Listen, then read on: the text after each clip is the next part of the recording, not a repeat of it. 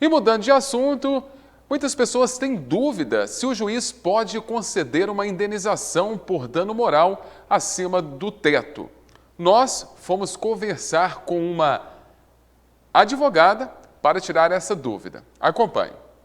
Nossa reportagem conversou com a advogada trabalhista Graciane Saliba, que explicou para a nossa reportagem que o juiz pode conceder indenização acima do teto. Mas como isso seria possível? Indenização por danos morais, ou chamados de danos extrapatrimoniais, ela é limitada na Justiça do Trabalho pela própria legislação, sendo que o limite é de 3, 5, 20 ou até 40 vezes o salário contratual do trabalhador.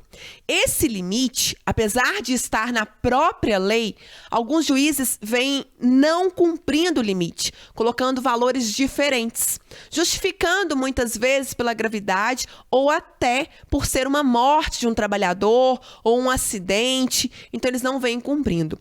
O TST ainda não definiu o posicionamento e essas sentenças que foram proferidas com juízes dando valor acima foram sentenças de primeiro grau, ou seja, a gente tem a vara do trabalho, que é um primeiro grau, que pode ser reformada, modificada a sentença em tribunais regionais, depois no Tribunal Superior do Trabalho e podem, inclusive, se tiver causa constitucional, chegar ao Supremo Tribunal Federal, ao STF. Então, quer dizer que, por enquanto, continua vigente a legislação, as sentenças que foram dadas, e não foi apenas uma, vários juízes vêm dando valor acima desse valor limite estabelecido na legislação. O juiz não é obrigado, mas como há legislação, pode ser que as sentenças sejam modificadas. Por enquanto, então, há o limite, sim, previsto na legislação de até 50 vezes o salário contratual do trabalhador.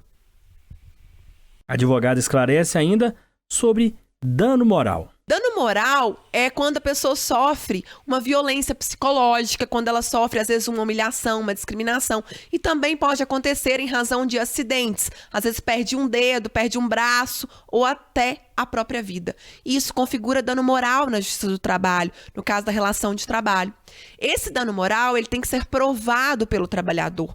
E muitas vezes, quando é uma humilhação, quando é uma discriminação, quando o empregador às vezes humilha o trabalhador, ou até quando surgem apelidos no ambiente de trabalho, a pessoa fica chateada e aquilo provoca nela uma tristeza profunda, isso pode gerar dano moral.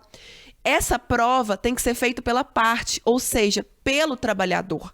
Então, ele pode provar com filmagens, ele pode provar com mensagens de WhatsApp, mensagens, às vezes, em grupos de WhatsApp. São os meios de prova e também com depoimento de colegas. São os meios de prova que o trabalhador tem. Mas é claro que não é qualquer apelido, qualquer brincadeira, é quando isso provoca um entristecimento, quando isso provoca realmente uma doença no trabalhador. Isso pode gerar dano moral, que é o chamado dano moral extrapatrimonial. Mas a prova é fundamental para que se obtenha, para que se ganhe na justiça, consiga provar e tenha direito a uma indenização. E o juiz avaliará se essa indenização, se esse dano foi grave, se foi gravíssimo, se foi leve. Então o juiz tem que analisar esse contexto.